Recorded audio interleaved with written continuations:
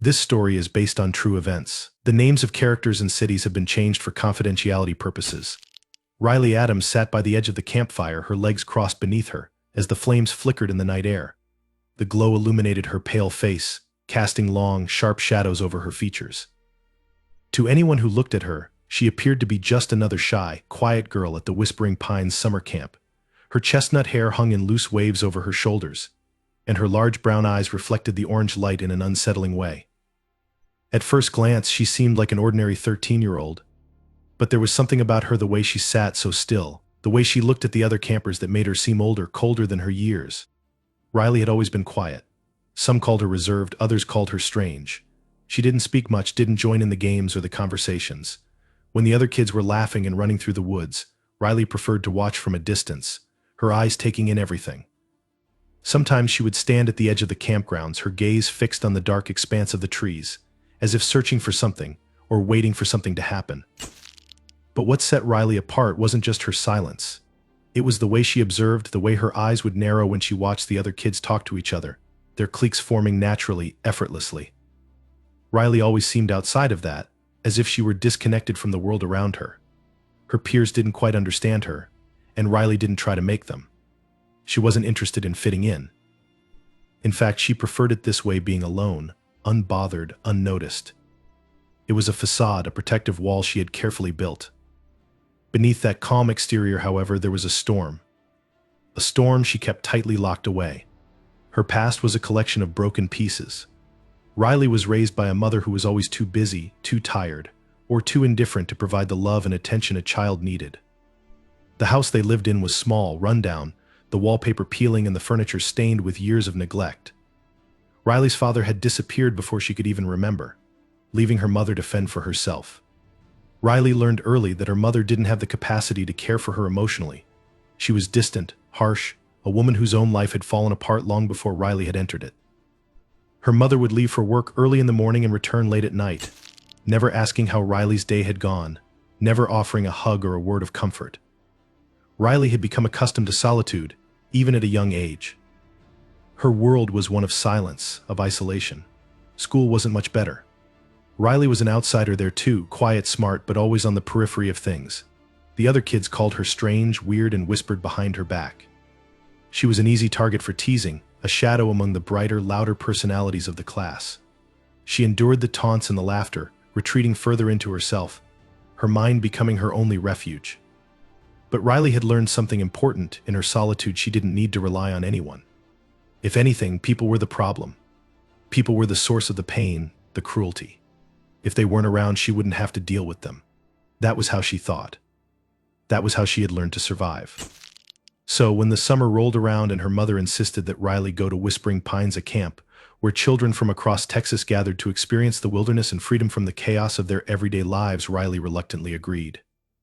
At first, she thought the camp would be like all the other places she had been, just another place where she would be ignored, where she could escape from the rest of the world. But Whispering Pines was different. There, Riley was nothing. No one paid attention to her, not in a way that made her feel special, but in a way that made her feel invisible. And that was worse than anything else. The first few days passed in a haze. Riley's cabin mates were loud, boisterous, and full of life. They chattered nonstop, making new friends, forming bonds that Riley could only watch from the edges. At first, she tried to blend in, to pretend that she cared about the camp activities, but she quickly realized that the more she forced herself to participate, the more uncomfortable she felt. The other girls would laugh at her attempts, make comments about her quiet demeanor, and tease her when she didn't join in on their pranks or gossip. It wasn't the kind of teasing that left bruises, but the kind that burrowed deep inside, festering like a wound that wouldn't heal. But Riley did not react. She would just nod, smile tightly, and retreat into herself, the darkness in her heart growing each day. And then there was Sarah, the counselor in charge of her group. Sarah was young, no older than 22, and full of enthusiasm.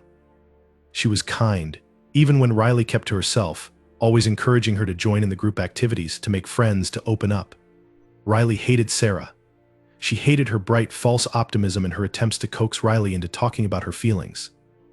Sarah was the epitome of everything Riley despised, everything that had ever been wrong with the world. To Riley, Sarah's kindness was a form of manipulation, a way to get her to conform, to fit into a world that Riley no longer had any interest in. She could see the way Sarah treated the other girls, how she favored the more outgoing, bubbly ones, the girls who were loud and filled with life. Riley was never part of that. She was never enough. As the days wore on, Riley's sense of isolation deepened. She began to feel the weight of it, the weight of being ignored, of being nothing in a world that demanded so much. It was suffocating. The girls in her cabin would spend their free time together, huddled in tight groups, sharing secrets, planning adventures, and laughing at Riley when she walked past. Riley learned their patterns quickly: where they went, when they went, who went with them, who stayed behind. It was all too easy for her to observe from a distance, to memorize their habits. Riley began to imagine what it would be like to have control over them, to make them notice her, to make them pay for their cruelty. She started to fantasize about the idea of taking the power back, of making the world bend to her will. At first it was just a thought, a fleeting idea. But the more she thought about it, the more it consumed her. And when the summer camp activities started to feel like another endless cycle of meaningless routines, Riley knew that something had to change. She couldn't continue living like this, in the shadows, ignored and insignificant. Her mind began to turn darker, more dangerous. She started to plan, to think about how she could take control not just of the camp, but of everything. It wasn't something she was afraid of. It wasn't something she feared. It was simply the next step. They would see her. They would all see her. And Riley would be the one to decide who mattered. She would be the one to decide who would stay and who would go. In the depths of her mind, as she watched the fire dance and flicker, a smile tugged at the corner of her lips. The plan was coming together. And soon it would be too late for them to escape. The Whispering Pines summer camp sat isolated on the edge of a vast stretch of forest, miles away from the nearest town in the heart of rural Texas. It was a place that many parents thought would be perfect for their children, away from the distractions of technology, nestled deep in the woods, where the scent of pine trees lingered in the air and the song of cicadas hummed in the background. The camp had a long history, having operated for decades, offering children the opportunity to embrace the great outdoors, enjoy activities like hiking, swimming, archery, and campfires under the stars. But there was something unsettling about Whispering Pines, something that had always lurked beneath the surface, unnoticed by the adults who ran it. It was a place where the natural beauty of the land seemed to hide something darker, something that no one dared to acknowledge. As Riley arrived at the camp on the first day of summer, she felt the oppressive weight of the air. The camp was tucked deep within a forest of towering pines that blocked out the sun during the day, casting long, eerie shadows across the grounds. The trees seemed to stretch forever, their branches whispering to each other in the wind, as if the forest itself had secrets to keep. The cabins were small, old-fashioned structures made from logs, their paint chipped and peeling, the wood warped from years of exposure to the elements. There was a quaint, almost nostalgic charm to the place, but Riley couldn't help but feel that the charm was a facade, hiding something beneath it. The campgrounds were set up like a maze of winding paths, each leading to different sections: cabins for the campers, the mess hall, the sports fields, the docks by the small, murky lake, and the central campfire pit. At first glance, it all seemed perfect, too perfect. But Riley's keen eyes quickly saw the cracks. The camp was underfunded. The grounds were not as well maintained as the brochures made it seem. The fences along the perimeter were weak in places, and some of the cabins appeared to have been patched up rather than properly repaired. The staff, too, seemed ill-prepared, too young, too inexperienced. The counselors were barely out of their teens themselves, looking more like kids playing dress-up than responsible adults overseeing groups of children. Riley quickly sensed that the place was on the edge of something, on the edge of collapse, perhaps, or on the edge of something far more dangerous. She didn't belong here, and it was clear from the first moment she stepped foot on the campgrounds. The other kids, loud and energetic, quickly formed their cliques. They chattered in tight groups, their laughter echoing through the woods, while Riley stood apart, watching them with quiet disdain. She had no desire to join in their games. She had no desire to be part of their world. The other campers, mostly boys and girls between the ages of 11 and 14, treated her like an outsider, and she couldn't bring herself to care. It was easier that way, being invisible. It was safer. But what disturbed her more than the other kids' cruelty was the camp itself, the way it felt. It wasn't just the isolation, it was the silence. The unnatural silence that seemed to settle around the camp as soon as the sun dipped behind the trees. It was like the forest was alive, watching, waiting. The wind would stir through the pines, making the trees creak and groan like old men with secrets to tell. The shadows grew deeper as the hours passed, stretching long and dark, swallowing the camp in a cloak of foreboding. Riley couldn't help but feel like she was being hunted, though she couldn't explain why. One evening, as the other campers gathered around the campfire for the nightly ritual of Mores and stories, Riley wandered off alone. As she often did, she knew that her absence would go unnoticed, that no one would care if she disappeared for a while. The forest was dense here, the ground soft with moss and pine needles, and the air smelled damp and rich. The campfire's glow faded as Riley moved deeper into the woods, her footsteps muffled by the thick underbrush. There was something about the stillness of the forest at dusk that made her feel both uneasy and strangely at peace. The darkness here felt different, older, more primal. She wasn't sure what it was, but the trees seemed to whisper to her, their branches brushing against each other in the wind, as if they were trying to tell her something. It was then that Riley realized how much she hated the noise of the camp, the laughter, the shouting, the chatter. It all grated on her nerves, filled her with a quiet fury. She stopped for a moment, standing at the edge of the woods, staring at the camp in the distance. She could hear the distant murmur of voices, the crackle of the fire, but it all seemed far away, like something out of reach. A part of her wanted to retreat further into the forest, to disappear into the shadows and never come back. But the other part of her, the darker part, wanted something else. She wanted control. She wanted to see the world burn, to watch as everything she hated, everything that had ever ignored or belittled her, was consumed by the fire. She wanted the silence to swallow the camp whole, to make them all feel what she had felt her entire life, invisible, alone, powerless. The next day, Riley began to pay closer attention to the camp's layout, studying the patterns of the staff, the activities, the routines. She memorized the locations of the cabins, the areas where the counselors congregated, the paths the other kids took when they went to and from their daily activities. She noticed the small details that no one else seemed to care about, the way the gates at the camp's entrance were never fully locked, the way the staff left the mess hall doors wide open at night, the gaps in the fences where the wood had rotted away. She began to see the weaknesses in the camp, and like a predator tracking its prey, she began to plan. The lake, once so picturesque, now appeared ominous to Riley. The water was murky, and the boat dock creaked ominously in the breeze. It seemed to whisper to her in a way that made her feel both drawn to it and repulsed. The mess hall, where all the children gathered to eat, seemed too bright, too bustling, too full of noise.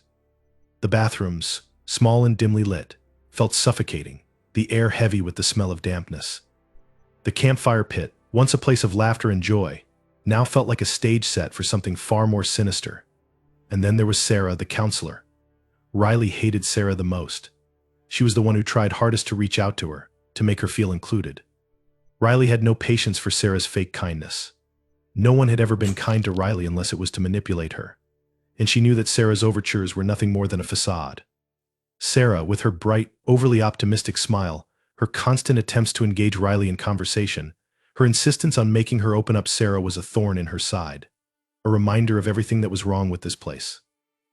Riley watched Sarah interact with the other kids, the way she doted on them, how they laughed and followed her instructions without question. She could see the way the other kids gravitated towards Sarah, how they looked to her for approval, for guidance. Riley felt the bitter taste of envy rise in her throat. But more than that, she felt an overwhelming need to destroy it all, to watch it all crumble, to take back the power they had stolen from her. As the days passed, the camp seemed to become more suffocating, more oppressive. The activities grew monotonous, the faces around her blending into one indistinguishable blur. Riley could feel the weight of her own anger building, the darkness pressing in on her. She couldn't escape it.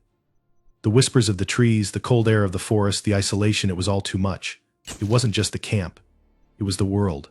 She was tired of being ignored, tired of being alone. She was going to make them see her. She was going to make them all pay. Whispering Pines, with its crooked cabins and swaying trees, had become a place of unease, a place where Riley's mind, once calm, had begun to twist into something darker. And soon the camp would know what it meant to cross her.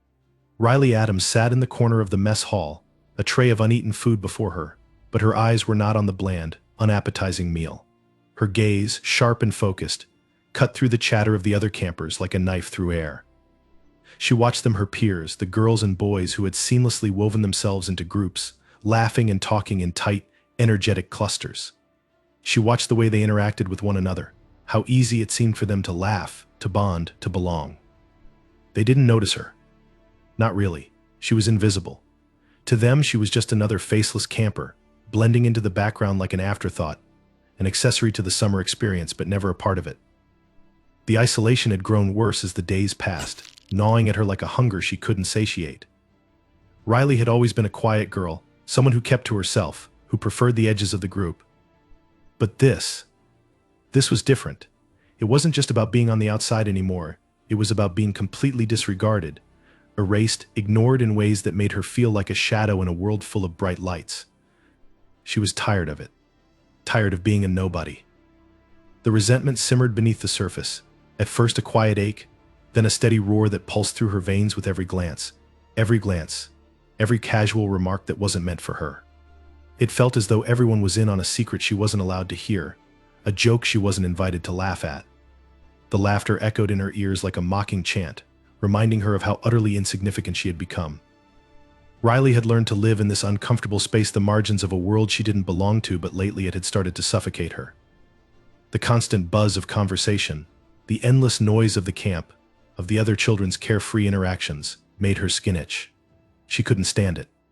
Not the noise, not the faces, not the bright, hollow smiles that everyone wore like a mask. She couldn't ignore how fake it all seemed, how thin the veneer of their happiness was. She had tried to ignore it, to drown out the anger that roiled inside her, but it was becoming impossible. It was as if the entire camp had conspired against her to remind her that she didn't matter, that she would never matter.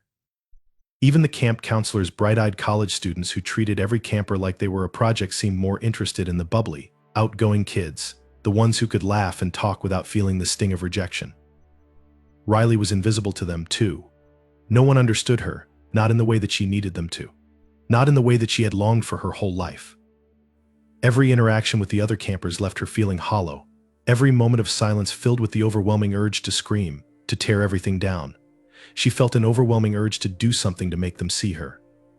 She wanted to break the cycle, to make her pain known. But how? She wasn't like the others.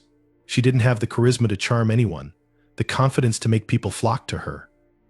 Riley realized that the only way to make them notice her was through force, through making them pay for what they had done to her, what they had made her become. She started to watch them more closely. The other campers, the counselors, the activities. She learned their patterns, the way they moved through the day with a sense of routine, of normalcy.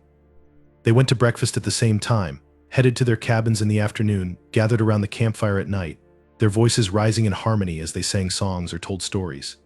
Their schedules were as predictable as the turning of the sun. Riley studied it all like a predator watching her prey, looking for weaknesses, for moments when they let their guard down.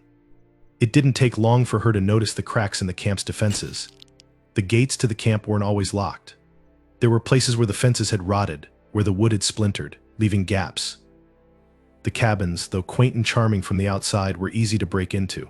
Even the camp's schedule was predictable. By the time the campers were in their evening activities, the counselors would be distracted. The mess hall, where they gathered 3 times a day, was often left unsupervised for long stretches. Riley began to think. She thought about the small acts of cruelty she had endured from the other campers. The teasing, the exclusion, the cold stares. But what hurt the most wasn't the direct bullying, it was the way they treated her like she didn't exist, as though she were nothing more than a speck of dust on the edge of their shiny, perfect world. She was ignored and dismissed at every turn, a ghost among the living. And Riley hated it. It burned in her chest, a feeling of rejection so deep it felt like it would consume her. But that wasn't going to happen. No, she was going to make them see her. She was going to make them regret ever making her feel like this. She started to fantasize about what it would be like to have control, to finally take the power back. It wasn't just about the other campers, not entirely. It was about everything. It was about the system that had failed her, about the years of rejection, the years of being overlooked, the years of feeling like a nobody. And it wasn't just the campers that she wanted to destroy, it was the counselors too. All of them, with their false smiles and their empty attempts to help. Sarah, the counselor who tried so hard to make her open up, was the worst. Riley loathed her for the way she acted like she cared, for the way she pretended to see something in Riley that wasn't there. The kindness, the empathy, it felt fake, like a layer of glitter on a pile of garbage. It was suffocating, smothering her in a way that made her want to scream. Sarah's constant pestering, Her cheerful attempts to engage Riley in conversation felt like nails on a chalkboard. Sarah would come over, sit beside Riley at meals, ask her questions about her day, offer her a smile that was so forced it made Riley's skin crawl. She saw through it all. She wasn't some naive child who could be fooled by a counselor's surface-level kindness. Sarah was just another piece of the system that had kept Riley in her place, just another person who thought they could help, who thought they could fix what wasn't broken. Riley didn't need fixing. She needed to be left alone, to be invisible. But they wouldn't let her be invisible. They insisted on forcing her into their world, a world she hated. The other campers were just as bad, if not worse. They whispered behind her back, joked about her awkwardness, made her the subject of their little games and pranks. They'd leave her out of the group activities, make her the punchline of every joke. Riley never fought back. Not outwardly, at least. She had learned that silence was the most powerful weapon she had. But inside, it was building a rage that could no longer be contained. And when she looked at the camp, at all the people who had ignored her, who had made her feel small, she realized one thing: they had no idea what she was capable of. They thought she was weak. They thought she was just a quiet little girl, but they were wrong. Riley began to plot. She was going to take it all from them, their camp, their laughter, their friendships. She was going to make them all pay for their indifference, for their cruelty. She didn't need their approval. She didn't need their love. But she needed them to feel her presence. She needed them to understand what it meant to push someone too far. The first step was simple. She needed to gain their trust, make them think she was harmless, that she was just the shy, quiet girl in the corner. Once they were comfortable, once they let their guard down, then she would strike. And when she did, it would be too late for them to stop her. She smiled to herself as she sat in the mess hall, the noise of the other campers washing over her like a distant wave. They would never see it coming. The heat of the Texas summer pressed down relentlessly on Whispering Pines Camp, making the air thick and suffocating. The campers, a collection of excited children between the ages of 11 and 14, had long since grown accustomed to the oppressive weather. They moved about in cliques, running from activity to activity, their laughter echoing through the pine forests. The counselors, though often tired and worn out from keeping up with the kids' endless energy, tried to maintain the facade of fun. Riley watched them all from the edges, an observer in a world that didn't seem to care that she existed. Her sense of isolation had deepened since the first day. She had hoped the camp might offer some relief, some escape from her dull life back home, but instead, it had magnified everything she hated about herself: her awkwardness, her loneliness, her complete invisibility. Her days were spent navigating the maze of awkward glances and forced smiles. The others never saw her as anything more than an outcast. Riley felt the bitterness build inside her, a slow boil that was becoming impossible to ignore. It simmered under her skin, aching with every whispered joke, every giggle behind her back. No one cared about her feelings. No one seemed to notice how desperately she longed to escape the suffocating silence they forced her into. But they weren't ready to see the darkness inside her. They still saw her as weak, the quiet girl sitting alone in the corner. They were wrong. It wasn't until one afternoon, after an especially humiliating incident, that Riley's carefully constructed controls shattered. The camp had organized a hike in the woods. It was meant to be a team-building exercise, but to Riley it was just another opportunity for the campers to bond in their little cliques, leaving her to trail behind, an afterthought.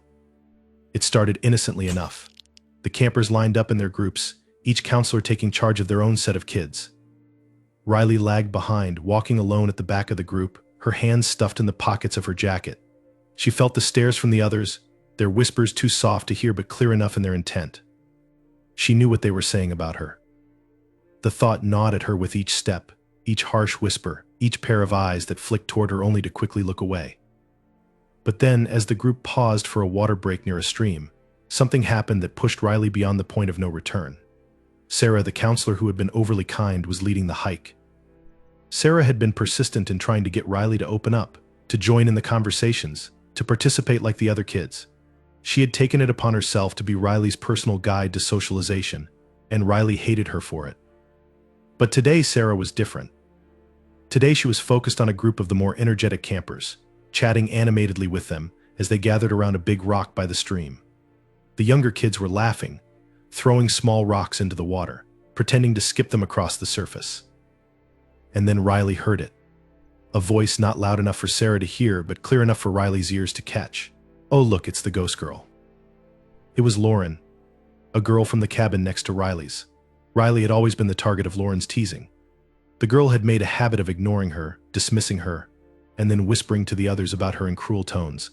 It was typical. Lauren and her friends would joke about Riley in front of everyone, and no one ever said anything. Not the counselors.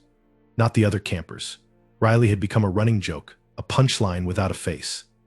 But this time was different. This time, as Lauren's words floated into Riley's mind, something inside her snapped. She stood frozen for a moment, her breath catching in her throat. The anger that had been simmering for days, weeks, years, really suddenly surged, flooding her chest, her limbs, her hands balled into fists. She could feel her pulse pounding in her ears. A sharp, insistent voice in her mind told her to stay calm, to walk away. But Riley could no longer hear that voice. She could only hear the voices of the kids who had tormented her, who had made her feel small and unimportant for so long. She could see their faces, their sneers, their mocking laughter, and all at once she was overwhelmed by the crushing weight of it. Ghost Girl, they had called her. It wasn't just Lauren's voice that echoed in her mind. It was the words of every kid who had ever made her feel invisible, worthless, like nothing. They had all written her off. They had all left her to fade into the background, to be ignored, ridiculed, forgotten. It was time to make them see her. No more being ignored. No more pretending that their laughter didn't matter. Riley took a deep breath, the air burning in her lungs. She had spent so much time building walls around herself, hiding from the pain, but now the walls felt more like a cage, and the key was right in front of her. The key to making them understand, to making them fear her.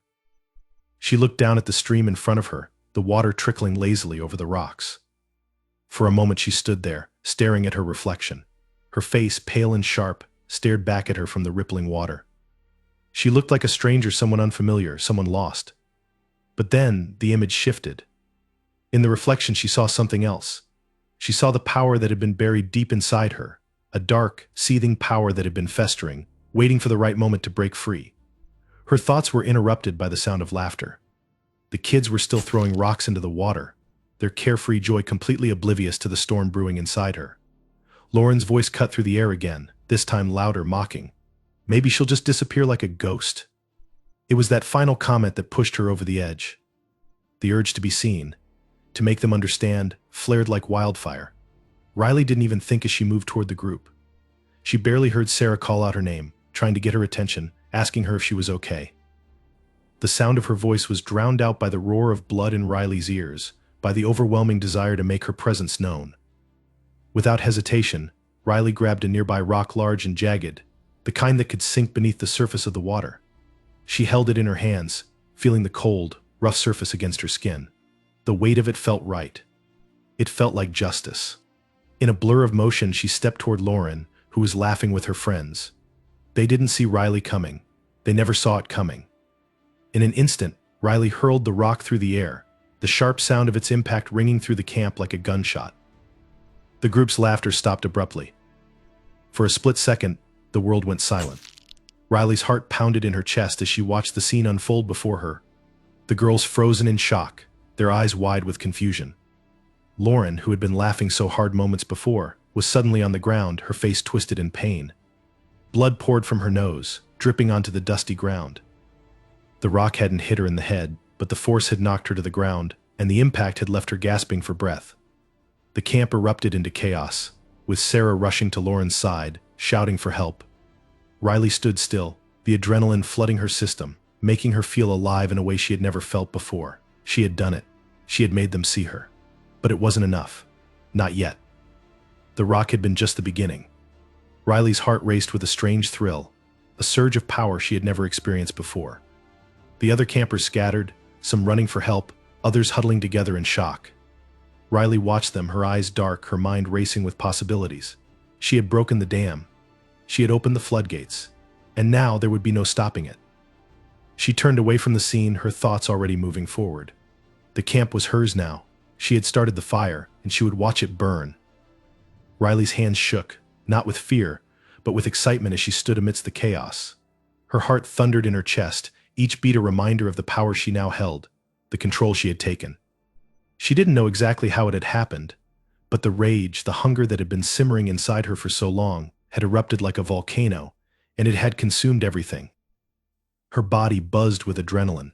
a strange sense of euphoria flooding her as she watched the campers scatter in panic, the shrill cries and shouts of confusion ringing through the air. It was beautiful. It was exactly what she had always wanted: attention, power, control. The rock had struck Lauren, knocking her to the ground in a heap of blood and confusion.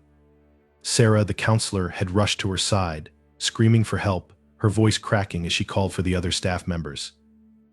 Riley watched her, a twisted smile creeping across her lips. They were all so useless, so weak. They couldn't even protect themselves, let alone the kids they were supposed to care for. That thought was the first crack in her resolve. Riley had only wanted to make them see her, but now she saw the opportunity, and it was too good to pass up. The power coursing through her veins felt intoxicating, and she wanted more. The counselors were distracted, their attention fixed on Lauren, the mess hall, the main cabin. Every corner of the camp was now vulnerable. Riley's mind sharpened, calculating, plotting her next move. The silence was oppressive for a moment, a brief pause in the madness as she stood there, considering her options. Then, the tension snapped like a taut wire. She moved quickly, slipping between the trees and blending into the shadows like she had learned to do so many times before. No one was paying attention to her. No one would see her coming.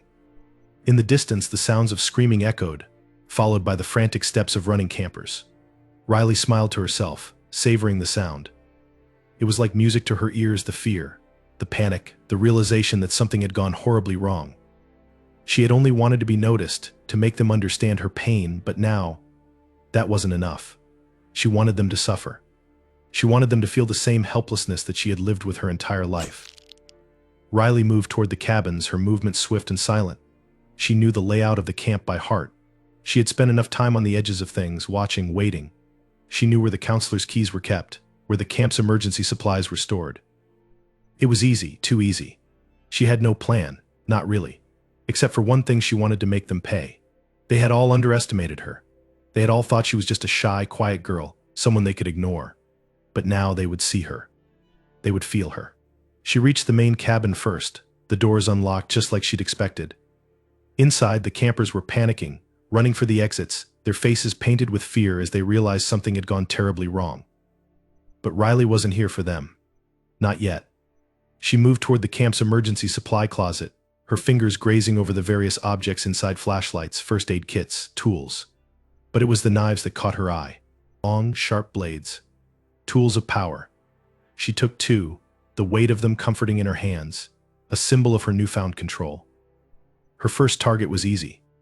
One of the older boys, a counselor in training who had never paid her any attention, was huddled in a corner, trying to calm down a group of frightened campers. He didn't see her coming. He didn't even hear her footsteps as she approached. One swift motion, and the knife sliced through the air, lodging deep into his side.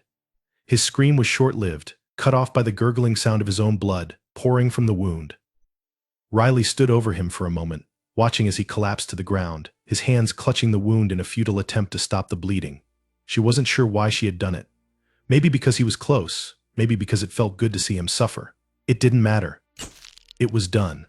She moved on quickly, faster now, her feet carrying her toward the mess hall. The air was thick with fear, and the sound of footsteps echoed in the distance. She could hear the counselors shouting orders, trying to organize some kind of defense. But it was too late. The camp was already in chaos. Riley entered the mess hall through the back door, the smell of food still hanging in the air, mixing with the acrid scent of sweat and blood. The campers were scattering, trying to flee, but she was faster. She was the predator now. There was no hesitation. Her knife flashed as she moved between the tables, slashing at anyone who came too close. Screams filled the air as the campers tried to escape, but they were trapped, cornered. Riley moved like a shadow, swift and silent, taking down one camper after another. She didn't feel anything: not fear, not remorse. She was detached, calm, almost serene as she methodically picked off her victims. Each one was a release, a reminder of the power she now wielded. She was no longer invisible. She was the nightmare that had come to life. The counselors tried to intervene, but it was futile. Riley was quick, too quick. She darted from one camper to the next, her eyes cold and unblinking. She could hear their frantic cries for help, but it only fueled her further. They had always mocked her, laughed at her, left her alone. Now, they would pay. One counselor lunged toward her, but Riley was ready. The knife flashed again, and the man's screams echoed in her ears as he crumpled to the ground. Blood spilled across the floor in thick, red pools. The camp was silent, except for the occasional cry, the sound of footsteps, and the eerie hum of the night air. The forest beyond the cabin seemed far away, untouched by the chaos unfolding in the camp. It felt like an eternity had passed in just a few minutes. Riley was panting now, but her body thrummed with energy. Her mind was blank, save for the rhythm of the killings, the slicing, the blood, the fear. It was a game to her now, a twisted game where she was in control. Riley knew she had to finish what she started. The mess hall was quiet now. The campers were gone, hiding or dead. The counselors, too, had been taken down one by one. But there was one more step to take, one final act of dominance. She needed to make a statement, to make sure no one ever forgot her name. As the night dragged on, Riley continued her rampage, methodical and cold. She found her last target in the main cabin. A group of campers had barricaded themselves inside, huddled in fear. Riley didn't knock. She didn't need to. She kicked the door open, the sound of it splintering a final warning. The children screamed when they saw her, their faces twisted with terror. But it was too late. Riley was already there. The blade in her hand glinted in the dim light, a reflection of her madness. She was done being the forgotten girl. She was done being the quiet one. Now she was the one they would all remember, and with that thought she struck again.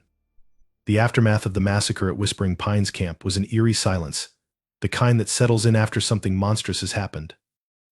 Emergency responders arrived hours later, only to be greeted by the horrific scene of carnage, blood smeared across the mess hall, bodies scattered like discarded toys, the air thick with the stench of death. Of the 15 victims, most were counselors or campers, each one brutally slain, each one left with no explanation, no warning. But the one thing they couldn't find was Riley Adams. She had vanished. The search for her was frantic, but there were no signs. No tracks leading away from the camp, no clues to her whereabouts.